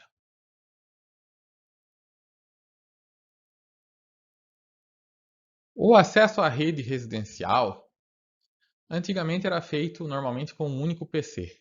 Né? Você tinha lá um único PC, as casas não costumavam ter muitos equipamentos com acesso à internet. Então, tipicamente era só um computador que tinha lá um modem de linha de escada, você acessava a internet com ele e depois desconectava. Com o tempo, as pessoas passaram a ter cada vez mais equipamentos com acesso à rede, né? Computadores, laptops, smartphones, smart TVs, videogames. E aí houve essa necessidade de você ter uma rede dentro da sua casa, né? De você ter uma rede local, uma rede interna. Então hoje, tipicamente, o acesso à rede, você tem lá um modem, seja ADSL, seja cabo, seja rádio, seja fibra, né? Ele chega, é conectado no modem, ou no ANT, ou no que você tiver aqui, chega até um roteador, que tipicamente também faz a função de Fire ou de NAT, né, para distribuir IPs para os computadores da rede aqui, e para filtrar também, né, o tráfego. Tipicamente esse equipamento tem internet cabeada para conectar equipamentos por cabo, né, equipamentos que têm local fixo, e eventualmente você também tem o ponto de acesso. Muitas vezes aqui é o mesmo equipamento, né, nem sempre você tem um ponto de acesso separado. Muitas vezes o mesmo equipamento faz a função de roteador e ponto de acesso, e às vezes faz tudo, né? Faz a função também de modem, roteador e ponto de acesso. Então, às vezes esses três equipamentos na verdade são um só, às vezes são separados. E aqui aí tipicamente você tem o Wi-Fi, que vai permitir que os seus equipamentos sem fio, como celulares, laptops, acessem a rede também em velocidades aí, largura de banda de tipicamente 54 MB, 100 MB, 200, 300, né? Nessa faixa aí, dependendo do padrão de Wi-Fi que está sendo usado, das distâncias, interferências e tudo mais. Então aqui um exemplo, né, de equipamento desses multifuncionais aí. Esse é o roteador que eu uso, é um roteador que também tem a função de Wi-Fi, NAT, Firewall e tudo mais. Tá? Ele tem saídas Gigabit Ethernet para você ligar computadores, equipamentos com fio. E tem também, né, a rede Wi-Fi 802.11ac para você conectar equipamentos sem fio. Então, esse tipo de equipamento é bastante comum, né? Tem de vários modelos, vários fabricantes aí, e tipicamente as pessoas usam um desse em casa, então, para poder suprir aí as suas necessidades de rede local, né? De distribuir a internet para os equipamentos da rede local e também para permitir que equipamentos da rede local se comuniquem entre si, se for o caso, tá? Muitas vezes esse equipamento é o próprio equipamento que a operadora fornece. Se eu quisesse usar aqui o equipamento da Vivo de fibra ótica, eu poderia usar que ele também faz a função de roteador e de Wi-Fi. No meu caso, eu prefiro usar um equipamento separado que tem mais funcionalidades, mais coisas que eu uso, que eu preciso no dia a dia. Mas se eu não fosse, né, não fosse dessa área, talvez eu estivesse usando o próprio ANT para essas funcionalidades. E vamos falar um pouco agora também sobre as redes de acesso sem fio. Então, as redes de acesso sem fio, elas vêm para suprir a necessidade de conectar equipamentos que não são fixos, né? Equipamentos móveis que você pode levar de um lugar para outro e que não é conveniente ligar com cabo, ou não tem disponibilidade de cabo para ligar, né? Essas redes sem fio, tipicamente, elas vão estar conectadas aí, se for no caso um Wi-Fi, ela vai estar conectada a uma rede institucional, ou mesmo uma rede doméstica. E também tem o caso das redes sem fio de longa distância, que é fornecida pelas operadoras de telefonia celular. Então, as redes de acesso sem fio, elas são tipicamente compartilhadas, né? Porque o espectro de frequência vai ter que ser usado por vários dispositivos aí ao mesmo tempo e cada um vai ter que controlar, né? Você tem que ter uma forma de dividir o espectro. A gente vai ver mais tarde formas que a gente pode usar para dividir o espectro por tempo, por frequências e tudo mais. Para poder fazer, então, a conexão desses equipamentos sem fio ao roteador, tá? Isso é feito através de uma estação base que a gente também chama de ponto de acesso. No caso das LAN sem fio, o Wi-Fi, ela é tipicamente usada em ambientes internos, normalmente até 30 metros. Esse padrão Wi-Fi ele é chamado de 3E 802.11, né? O I3E que homologa as várias versões aí do Wi-Fi. E aqui a gente tem algumas delas, né? Então, ao longo dos anos aí foram saindo novas versões do protocolo Wi-Fi, sempre buscando trazer melhorias, né, na forma de transmissão, de forma que fique mais robusto e atinja taxas de transmissão maiores, né? Além de explorar novas frequências também. Então, a primeira versão amplamente utilizada do Wi-Fi foi 802.11b, que atingia 11 megabits por segundo. Então, esses valores que estão aqui são valores teóricos, máximos teóricos nominais, tá? Então, assim, na prática, nunca se atinge essa taxa que está aqui, tá? No caso do de 11 mega, por exemplo, o 11 até dava a impressão de que ele seria mais rápido que uma Ethernet de 10, que era o que existia comumente na época, mas não era bem assim, né?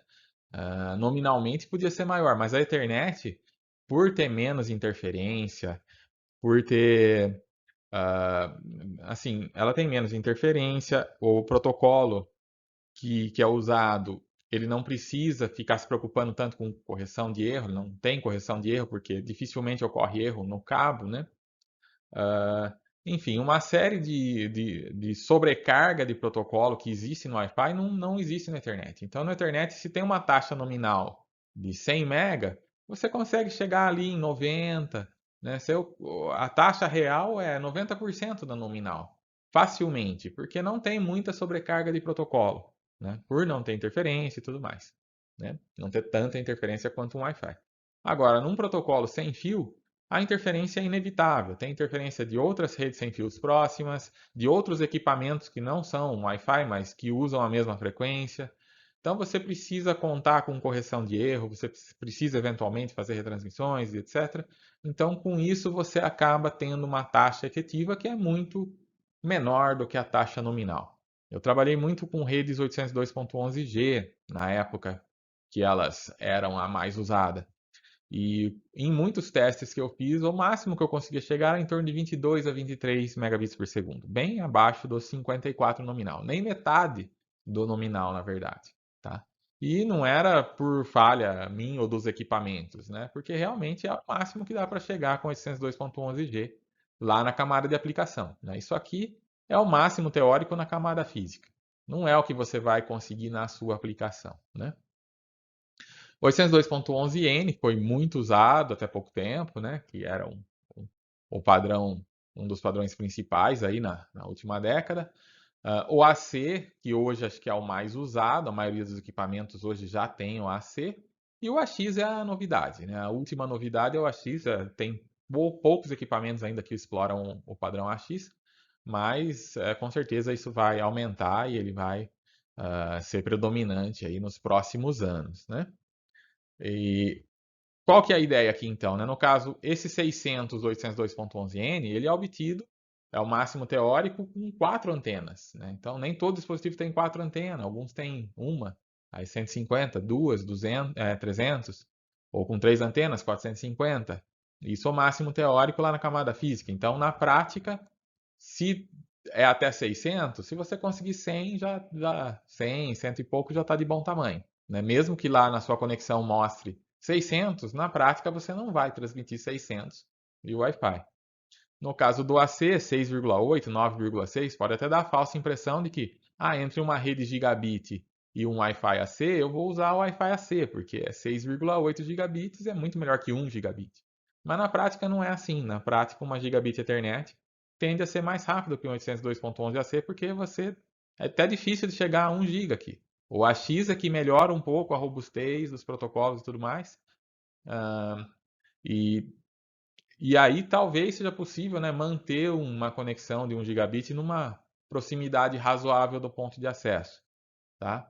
Mas enfim, não se iludam com essas taxas nominais, tá?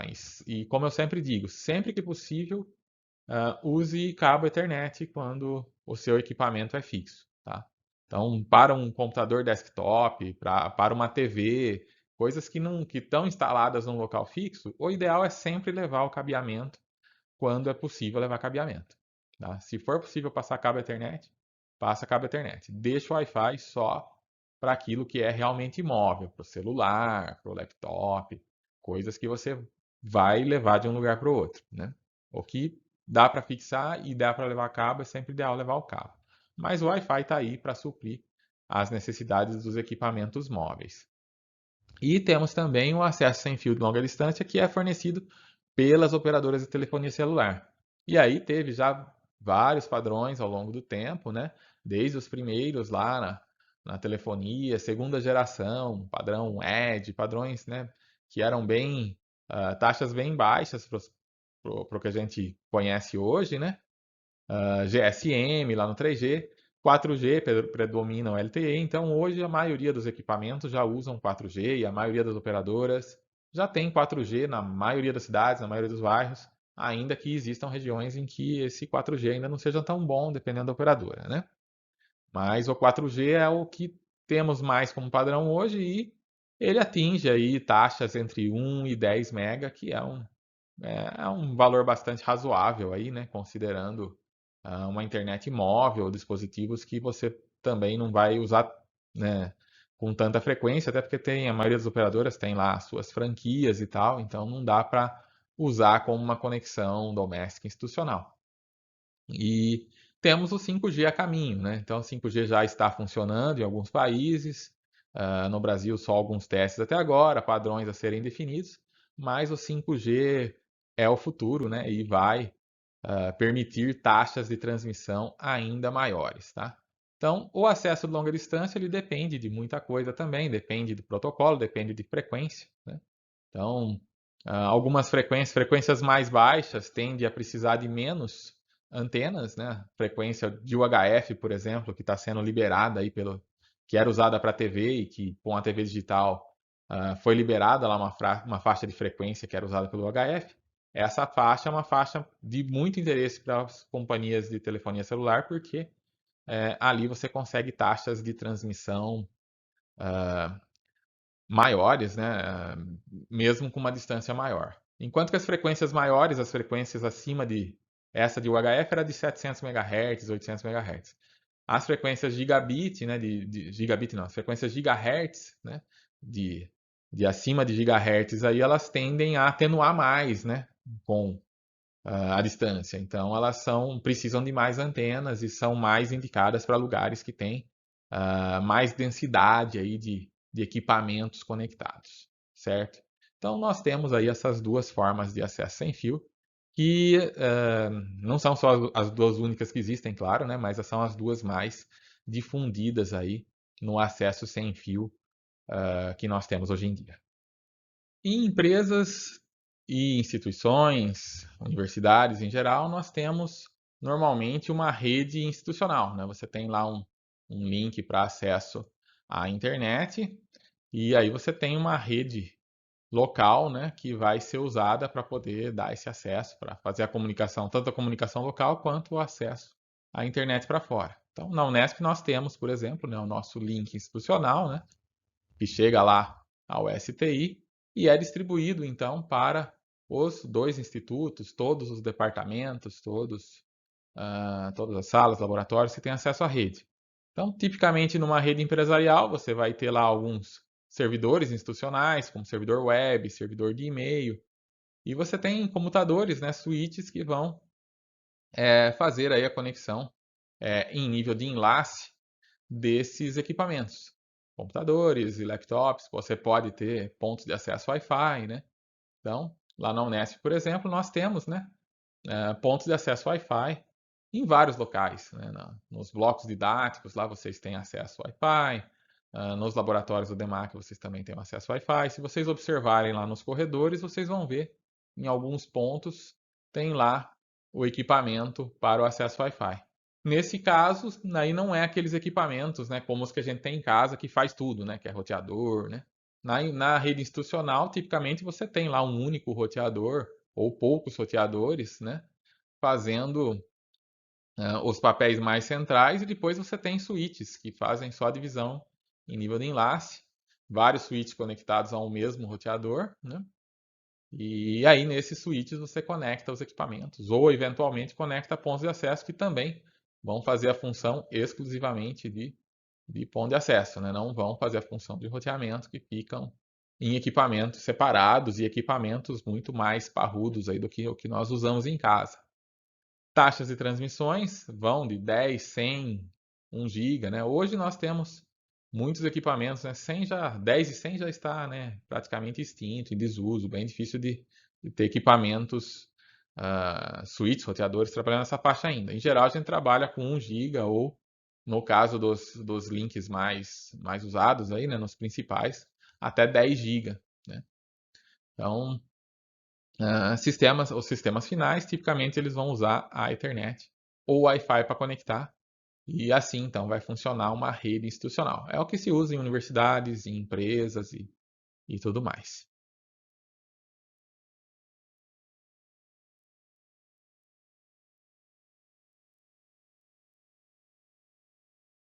Os hospedeiros, eles têm a função de enviar pacotes de dados. Então, para fazer isso, eles pegam a mensagem da aplicação. O que é uma mensagem da aplicação? Por exemplo, se você quer acessar um determinado website, o seu navegador vai montar ali uma mensagem e vai enviar para o servidor daquele site, fazendo a requisição dos objetos que ele quer. Por exemplo, um arquivo HTML, uma imagem, alguma coisa que está lá. E o servidor vai responder também com uma mensagem da camada de aplicação. Nas camadas inferiores, transporte, enlace, essas mensagens eventualmente vão ser quebradas, tá? Para poderem ser enviadas. Se for uma mensagem muito grande, além do limite do tamanho do pacote, da camada de transporte, da camada de enlace, ela vai precisar ser quebrada. E ela vai ser então dividida em vários pacotes que têm um determinado tamanho, digamos L, né? Então são pequenos pedaços aí que contêm a mensagem que vão depois ser remontados lá do lado do servidor. Então essas mensagens vão ser transmitidas, né? Esses pacotes vão ser transmitidos em uma rede com uma determinada taxa de transmissão, digamos que seja R, tá?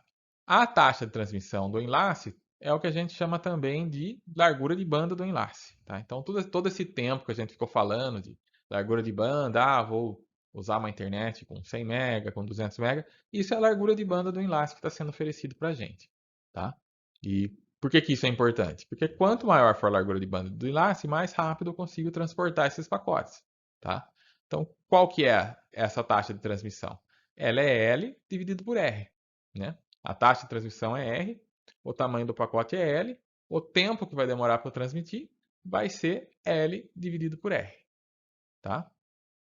Então, o atraso de transmissão de um pacote, o tempo que demora para transmitir um pacote, depende do tamanho do pacote e da taxa de transmissão desse enlace, L dividido por R, ok? Vamos falar agora um pouco dos meios físicos de transmissão. Tá? Então, o meio físico é aquilo que vai ser usado para transportar esses pacotes que nós acabamos de ver de um lado para outro, né? De uma ponta do enlace para outra ponta do enlace. E ali nós temos o quê? Temos os bits, né, que vão ser propagados entre os pares de transmissor e receptor. Temos um enlace físico que fica entre o transmissor e o receptor. E esse enlace ele pode ser então um meio guiado ou um meio não guiado. No meio guiado, os sinais se propagam num meio sólido, né? Como um cobre, como um cabo de cobre, um cabo de fibra ótica, um cabo coaxial. Então você coloca o sinal ali naquele cabo e ele segue guiado pelo cabo. Ele não vai se propagar para outros locais, né? Ele vai se propagar ali pelo cabo que foi passado. Já no meio não guiado, os sinais eles se propagam livremente, como por exemplo as ondas de rádio, né? Você não tem um controle tão grande de por onde que esse sinal vai. Uma das formas mais comuns de propagar sinais em redes de computadores é o par trançado, tá?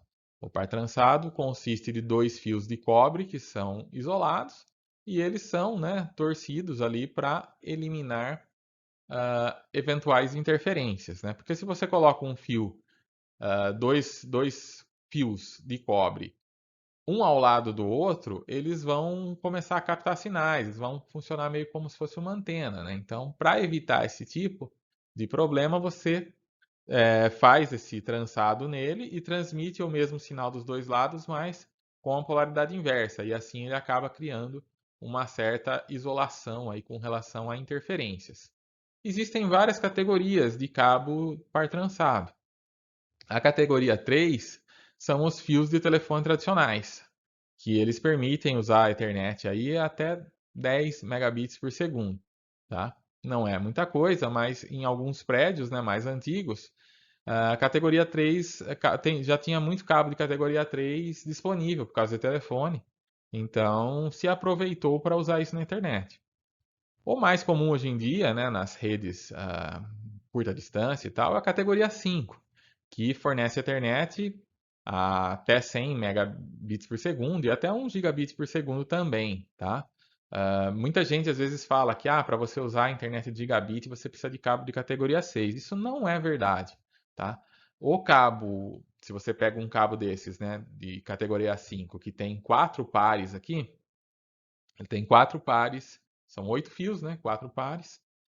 Para usar a internet de 100 MB, na verdade, você só usa 2 pares não serão usados. E para usar 1 gigabit, você usa todos os 4 pares. E funciona normalmente, rede gigabit, com um cabo categoria 5 até 100 metros, né? No enlace, ele funciona normalmente.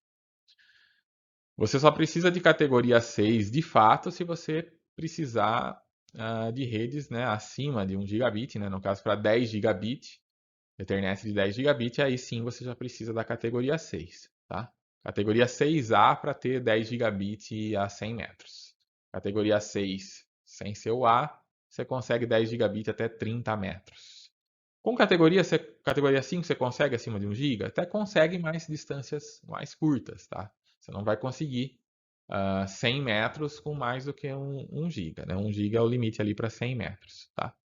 Então, o ideal hoje, né, quando você vai montar um novo cabeamento, é usar o cabo, o melhor cabo que você consiga adquirir com o orçamento, né? Então, mesmo que você não precise daquele cabo de categoria maior naquele momento, né? Convém usar um cabo maior, porque o custo, às vezes, de passar esse cabeamento de novo depois é mais caro, né? Então, por exemplo, na minha casa eu estou usando na ligação de um cômodo para outro, na ligação que precisa passar por conduíte, eu usei categoria 6. Meus equipamentos são gigabit, eles não precisam de categoria 6, eles funcionam com categoria 5.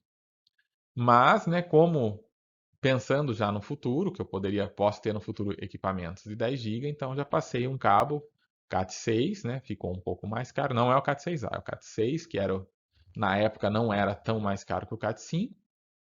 Então compensou passar eles para garantir aí o futuro. Já para cabos que é mais fácil de passar, né? Cabos ali que ficam só atrás do móvel, que não tem muita dificuldade, aí eu usei a categoria 5 mesmo, né? Que se precisar trocar no futuro não vai ser tão custoso, né? Eles funcionam, né, tranquilamente aí até 1 GB. Então existem basicamente dois tipos de cabos de par trançado, que seria o UTP, que é o mais comum, e o STP. O UTP vem de Unshielded Twisted Pair, né? Que é um par trançado sem blindagem, não tem nada aqui protegendo contra interferência, né? Essa capa é de plástico, não tem nada aqui protegendo contra interferência, tá? Já no Shielded, né, no STP, ele tem aí uma capa metálica para evitar um pouco mais as interferências externas, tá? Então esses aqui são cabos Cat5e. Eles usam tipicamente esse conector aqui que é o RJ45. Ele, né, você descasca o fio, coloca aqui dentro, crimpa e ele fica pronto para uso, né? Então é bem rápido de montar um cabo desses, né? Tendo ali o alicate de crimpagem, é bem rápido para montar e funciona muito bem, né? Tende a funcionar por anos aí sem precisar de manutenção, desde que seja um bom conector, que não enferruje aqui os contatos e tudo mais. O par trançado, então, ele usa, como eu já falei, a técnica de cancelamento. Cada par aqui vai transmitir o mesmo sinal, né? Porém com a polaridade invertida, né? Então, o azul e o branco e azul transmitem a mesma coisa, só com polaridade invertida. E assim por diante, e dessa forma você consegue evitar que eles captem ruídos externos. Aqui só para vocês verem a diferença entre o Cat5e e o Cat6, né? Qual que é a diferença principal deles aqui? é que ele tem mais, ele é mais trançado, né? Você vê aqui que tem mais gominhos aqui, né? Se você contar, você vai encontrar mais. E tem esse separador aqui no meio, tá? Não dá para ver muito bem aqui, mas ele tem um formato meio que de uma cruz. E ele divide, então, os 4 pares dentro do cabo. Eles ficam menos perto um do outro ali, né? No cabo Cat5e eles estão todos um encostado no outro. Aqui não, aqui eles têm um condutorzinho plástico, tem um, um miolo de plástico aqui que separa, né? Os pares uns dos outros e assim evita o crosstalk, né, a interferência cruzada de um par com o outro. Tá? Então, por isso que o Cat6 consegue taxas de transmissão maiores do que o Cat5e, dada a mesma distância. Tá? E não parou no Cat6, né? Temos já o Cat7, que daí tem mais blindagem ainda, blindagem individual para cada par e tudo mais, tá? Então, a tendência é que esses cabos de cobre também, né, vão evoluindo e para poder continuar sendo usados aí, porque o cabo de cobre ainda é mais conveniente para curta distância do que a fibra, né? Se você precisa só conectar uma rede local ali, várias máquinas num switch ou num roteador, não convém ficar ligando com fibra, porque a fibra é difícil de trabalhar, é difícil de você não pode dobrar ela dentro do conduíte. Não é tão facinho de limpar, né? É bem mais complicado trabalhar com fibra, né? Você precisa de conectores mais caros e tudo mais. Então, para curtas distâncias, né, o cabo de par trançado ainda continua sendo mais vantajoso, né? Um outro meio físico de comunicação é o cabo coaxial. O cabo coaxial consiste então de 2 condutores de cobre concêntricos, né? Então, um condutor rígido aqui no meio e uma malha em volta. Ele é bidirecional, ele tem uma banda base, né? Ele tem um único canal no cabo e ele é usado na Ethernet legada. Então, a Ethernet antigamente, as primeiras redes Ethernet não usavam o par trançado que a gente usa hoje. Elas usavam o cabo coaxial. Então, para montar uma rede, você colocava um cabo coaxial passando por todos os micros da rede, e em cada micro você colocava um conectorzinho em formato de T que se conectava a esse cabo. Tá? E aí as máquinas precisavam coordenar a transmissão, uma transmitir de cada vez, porque, né, era o mesmo cabo ali que passava por todas. Tá? Esse tipo de rede Ethernet permitia aí uma taxa de transmissão de até 10 megabits por segundo. A partir das redes de 100 megabits, gigabit, aí já não se usou mais, né? O cabo coaxial foi deixado de lado, porque não era muito conveniente trabalhar com ele, né? Se o cabo quebrasse em qualquer ponto, você tinha que achar o ponto onde esse cabo quebrou. Se uma máquina no conectorzinho em T desse algum problema ali, você cortava, interrompia a rede e parava toda a rede, né? Então não era muito conveniente trabalhar com esse cabo, tá? Antigamente era um cabo bem grosso, depois passou por um cabo mais fino, mais ou menos com a mesma espessura aí de um cabo, mesma bitola de um cabo de TV, né, de TV aberta, e só que não era a mesma impedância, né? A TV aberta usa 75 ohms, o cabo Ethernet usa 50 ohms, então a impedância é um pouco menor. Mas era como funcionava a Ethernet, tá? Depois o cabo de par trançado acabou predominando, aí começaram a usar os hubs, depois os switches, e isso acabou predominando e foi deixado de lado o cabo coaxial. Então hoje o cabo coaxial para Ethernet, só se você achar uma rede muito antiga ainda, de 10 MB, que não foi atualizada, e vai estar usando isso, porque já não se usa mais. Porém, ainda se usa o cabo coaxial no HFC, lá que a gente viu nos provedores de TV a cabo que também trabalham com internet, né? No caso da Claro, né? Antiga NET, que usa, aqui na nossa região, né? Que usa o HFC, eles ainda usam um cabo coaxial para entregar a internet na casa dos clientes, tá? Então, o cabo coaxial não foi abandonado de vez ainda, né? Ele ainda tem a sua importância bastante grande no HFC, tá? E consegue boas taxas de transmissão também. E por fim, temos também o cabo de fibra ótica. Fibra ótica é uma fibra de vidro que conduz pulsos de luz, cada pulso sendo um bit, tá?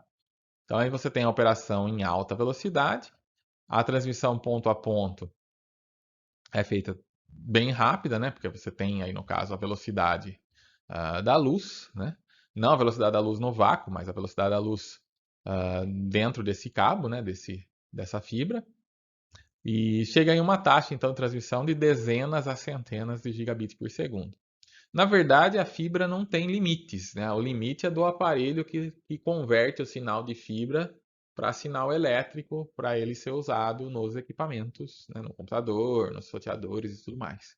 Tá? Então, o que acaba limitando é esse equipamento que faz a conversão. A fibra em si, ela teoricamente, ela não tem um limite. Fibra ótica tem uma taxa de erro muito, muito baixa, então você pode deixar os repetidores bastante espaçados. Outra vantagem é que ela é imune a ruído eletromagnético. Se você passa um cabeamento, seja o par trançado, seja o coaxial, apesar de eles terem alguma proteção a ruído, se tiver ali alguma fonte de ruído eletromagnético, eles vão receber essa interferência. A fibra não tem esse problema. Você pode passar ela do lado de um cabo de energia de alta tensão que não vai acontecer nada, o dado dentro dela não vai ser alterado, porque ela é imune ao ruído eletromagnético. Então, as fibras são muito usadas, né, para longas distâncias, hoje elas já estão chegando, como a gente já viu, na casa do cliente através do FTTH, tá? Fiber to the Home. Mas já é usado já há décadas na interconexão entre provedores e também nas interconexão entre continentes, né? A maior parte do tráfego de internet no mundo passa por fibra ótica. Para conectar um continente no outro, são cabos que são estendidos aí pelo mar, né? São cabos que atravessam mares para chegar de um continente a outro. Antigamente eu achava que a maioria das conexões eram feitas por satélite.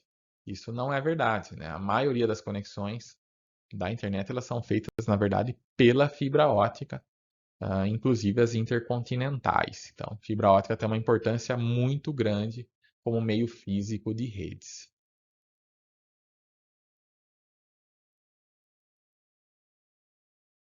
Outra forma de transmissão, né, outro meio físico de transmissão é as ondas de rádio.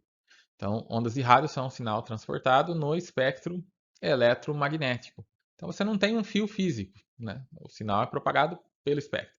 Ele é bidirecional e os efeitos, acontecem vários efeitos no ambiente dessa propagação que dificultam o uso de redes, né, sem fio, que é a reflexão, o sinal ele pode refletir e voltar, né? Ele bate num obstáculo e volta, ele desvia, ele é obstruído por objetos, então as ondas de rádio, quando você chega numa parede, alguma coisa, por exemplo, ela vai ser refletida, atenuada, e sofre interferência, né? Interferência de outros equipamentos que possam estar usando também o espectro eletromagnético, tá? Então temos vários tipos de enlaces de rádio, inclui aí as microondas terrestres, né? Bastante usados em distâncias não muito longas, proporciona canais de até 45 megabits por segundo. As LANs, né, os Wi-Fi da vida, né, que como a gente viu, né, aqui é a G, né, 54 megabits por segundo é a Wi-Fi G, mas tem outras aí mais velozes hoje. Temos as redes de telefonia celular, né, o 4G em torno de 10 megabits por segundo. E temos também as de satélite, né? Satélite também é usado, não, como eu falei, não é tão usado quanto a fibra, claro, nem quanto o rádio, mas o sinal, quanto outros tipos de rádio, mas o sinal de rádio por satélite também é bastante utilizado. Então, você tem canais de até 45 megabits por segundo ou múltiplos canais menores, frequentemente compartilhado, né, no caso do satélite, porque o satélite está lá emitindo o mesmo sinal para normalmente uma região grande, né, dependendo da altitude que esse satélite está. E num satélite geoestacionário, por exemplo, você tem uma latência bastante alta, de 270 milissegundos de atraso fim a fim. Então, por isso que satélite não é muito conveniente de você usar para a internet. 270 milissegundos, dependendo da aplicação, é muita coisa. Tá? Se você for usar VoIP, 270 milissegundos atrapalha uma conversa mais fluida. Né? A pessoa termina de falar, ela vai ficar esperando um tempo até que a última coisa que ela disse chegue do outro lado. Né? Vocês já devem ter reparado nesse tipo de coisa em transmissões de televisão, em que as pessoas, né, têm Tem lá um repórter que está num local distante e o apresentador que está aqui próximo. Então ele fala alguma coisa, demora para o repórter começar a falar porque, né, demorou para chegar o sinal lá para ele. Então, longa distância tende a acontecer isso, é uma limitação física, né? Demora, mesmo que seja um sinal, mesmo que fosse um sinal de fibra, né? Demora um certo tempo para propagar. E no caso de satélites geoestacionários, pela distância, eles vão demorar até 270 milissegundos de atraso fim a fim. E isso acaba dificultando o VoIP e jogos online também, né? Que depende às vezes de uma latência baixa, também são prejudicados. Para algumas coisas não vai influenciar muito, né? Então, se eu vou acessar o web ou assistir um vídeo, Netflix, alguma coisa do tipo, a latência do satélite não faz tanta diferença. Mas para outras coisas pode fazer diferença.